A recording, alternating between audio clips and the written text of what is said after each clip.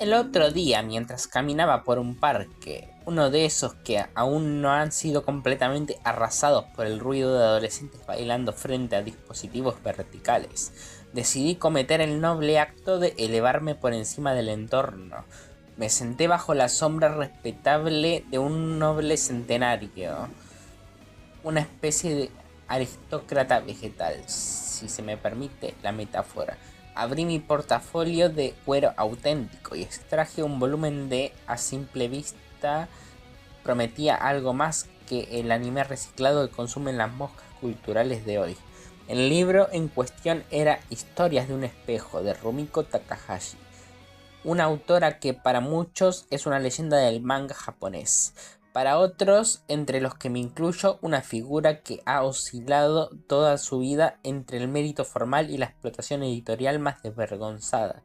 No olvidemos que Inuyasha fue un fenómeno que se alargó hasta el absurdo, como si fuera una telenovela con espada, y que Ranma y medio se convirtió en la piedra angular de la generación que cree que el genderbender es sinónimo de originalidad. Pero Historias de un espejo es distinta, o al menos pretende serlo. Acá Takahashi intenta abandonar el molde del shounen de fórmula y de la comedia romántica perpetua para sumergirse en una serie de relatos cortos que coquetean con lo macabro, lo onírico y lo decadente. Un formato más cercano al cuento gótico japonés, una especie de Kwaidan postmoderno, pero diluido por los límites del manga comercial.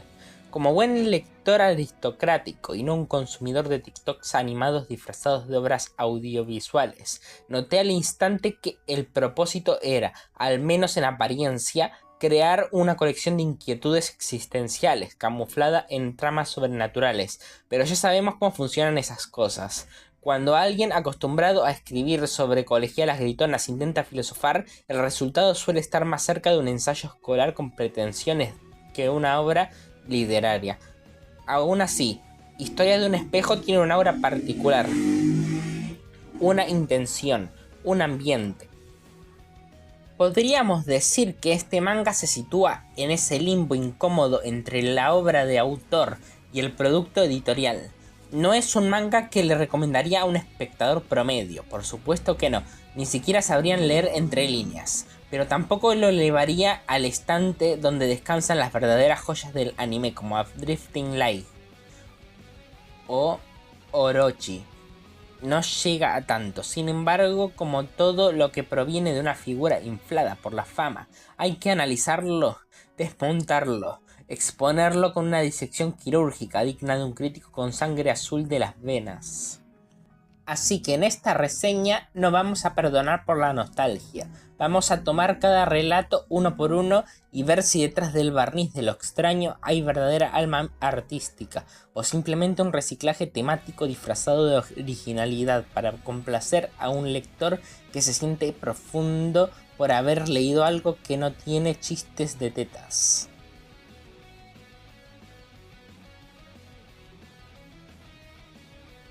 El primer relato de esta antología, titulado con una originalidad que roza la ironía, El espejo, parecía, al menos en un primer vistazo, prometer una historia bien estructurada, casi como un homenaje al folclore japonés clásico, cargado de superstición y ese miedo invisible que habita en las superficies reflectantes, un concepto que, para los que leemos algo más que el subtítulo de los mangas, evoca inmediatamente toda una tradición de cuentos orales donde el espejo es umbral entre mundos, entre identidades, entre el yo y el otro. Lamentablemente la ejecución no está a la altura del planteamiento. La historia se centra en un grupo de personajes que poseen espejos en sus manos. Sí, literalmente en las palmas, como si Takahashi hubiese funcionado sin sutileza el body horror con un accesorio de bolsillo. Estos espejos no son simples ornamentos, permiten ver espíritus malignos ocultos dentro de personas comunes y, atención, también exorcizarlos haciéndolos pasar a los demonios a través de sus pies hasta sus manos. Un concepto que podría haber sido interesante si no pareciera un cruce entre un filtro de Snapchat y un episodio descartado de Sailor Moon. El problema es que, a medida que avanza la trama, el misterio que se había insinuado con elegancia se desintegra bajo una avalancha de explicaciones improvisadas, giros forzados y personajes que existen más como plot devices que como seres humanos. La historia entra rápidamente en un terreno donde la lógica interna se sacrifica por el efectismo, donde la tensión desaparece porque nunca queda claro qué está realmente en juego. ¿Quiénes son los espíritus? ¿Por qué solo ciertas personas pueden verlos? ¿Por qué demonios hay una organización secreta de exorcistas adolescentes con espejos injertados en la piel, como si fueran joyería espiritual? No se responde nada con contundencia, y todo queda abierto con ese barniz de ambigüedad mística que algunos lectores confunden con profundidad, pero que los que le hemos leído a Kobo Abe sabemos que es simplemente vaguedad narrativa disfrazada de enigma. Además, los personajes. Unos adolescentes intercambiables cuyo único rasgo de personalidad es el shock momentáneo ante lo sobrenatural, seguido de una adaptación tan rápida que parece haber leído un guión antes de que esto sucediera. Nada de desarrollo psicológico, nada de introspección. El lector pensante se queda esperando un conflicto interno, una lucha de fe, un dilema moral, pero no. Acá solo hay espejos mágicos y poses dramáticas. Visualmente se reconoce el trazo limpio de Takahashi, siempre funcional, pero acá no trasciende, carece la expresividad perturbadora que este tipo de historias requiere.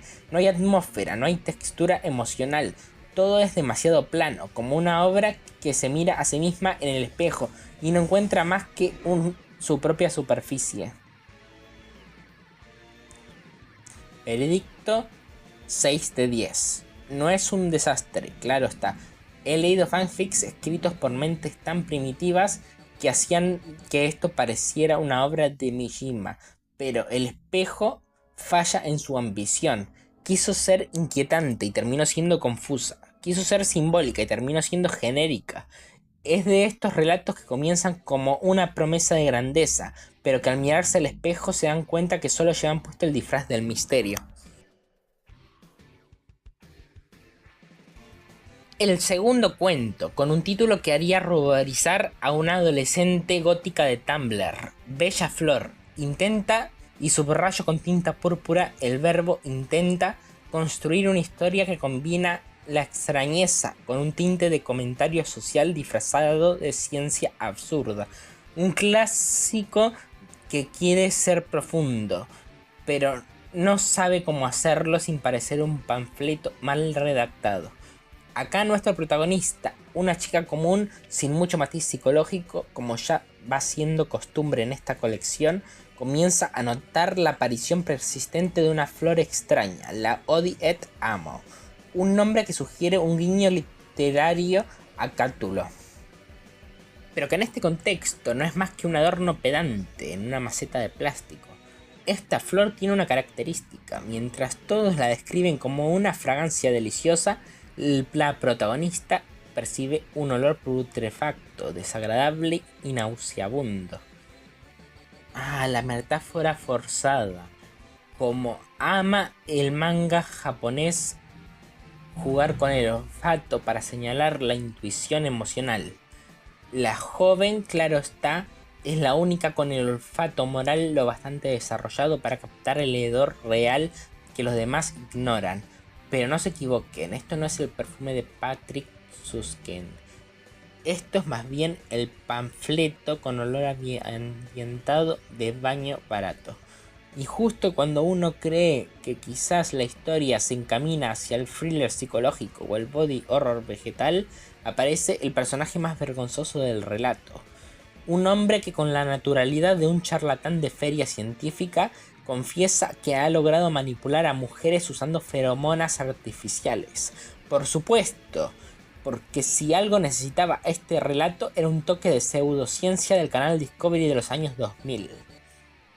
No solo eso, el sujeto, además de usar su descubrimiento para acosar y manipular emocionalmente a la protagonista, no recibe castigo alguno, ningún karma, ningún juicio, ningún mirror smash que lo enfrente a su propio reflejo como castigo narrativo. Simplemente se desvanece, como lo hacen los malos guiones que no saben qué hacer con sus villanos una vez que estos se revelan su truco de feria.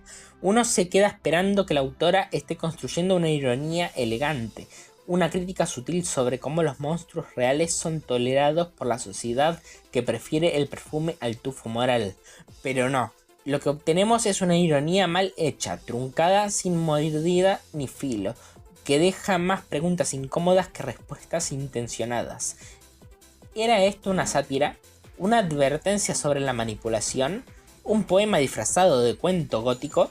Ni siquiera la historia lo sabe. Sin embargo, y acá, para no parecer un inquisidor sin matices, hay que admitir que la premisa resulta intrigante, sobre todo por esa sensación de que algo intangible está podrido y que nadie más puede notarlo. Es un tipo de horror muy sutil, casi kafkiano, si no fuera porque Rumiko lo encierra en una estructura demasiado débil para soportar su propia alegoría. Es como intentar colgar una lámpara de araña en un techo de cartón. Veredicto final: 6 de 10. Una historia con potencial, ahogada por su ejecución mediocre, como una flor elegante en un jarrón de plástico. La idea central de Bella Flor se marchita antes de florecer, y el lector, en vez de reflexionar, solo frunce la nariz ante el hedor de una oportunidad perdida.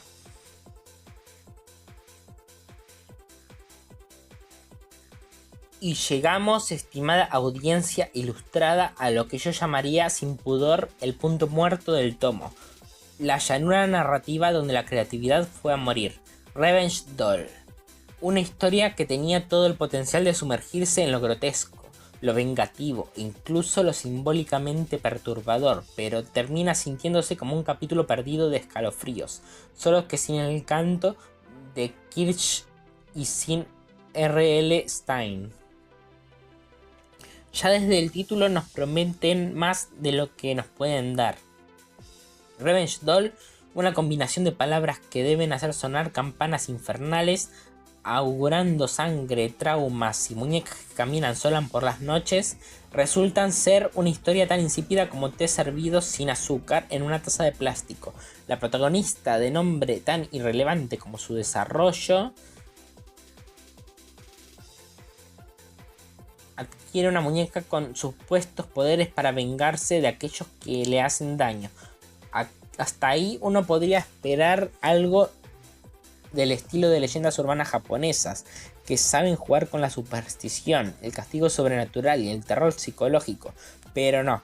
Lo que obtenemos es una espera absurda y tediosa de charlas sin sentido entre el protagonista y su jefe, mientras la acción tarda siglos en aparecer. La trama se atrasa con una lentitud exasperante, como si la muñeca en cuestión también estuviese esperando su guión. La tensión no se construye, el suspenso se disuelve como papel mojado y los personajes interactúan como si estuviesen leyendo las líneas de un panfleto educativo sobre el bullying escolar. Y cuando finalmente empieza a gestarse la idea de una venganza, es demasiado tarde y demasiado mal escrita. La historia se desploma bajo el peso de sus propias inconsistencias, reglas que no se aplican, reacciones ilógicas y una protagonista que se mueve con la misma pasión que una ostra deprimida. ¿Dónde está el horror? ¿Dónde está el comentario social? ¿Dónde está el mínimo respeto al lector inteligente? Nota final: 3 de 10. Una historia que más que mala es imperdonablemente aburrida. El peor crimen narrativo que puede cometerse no es ofender, sino aburrir. Y Revenge Doll lo hace con una eficiencia casi científica. Si alguien encuentra la muñeca en cuestión, por favor la use para vengarse del editor que aprobó este cuento.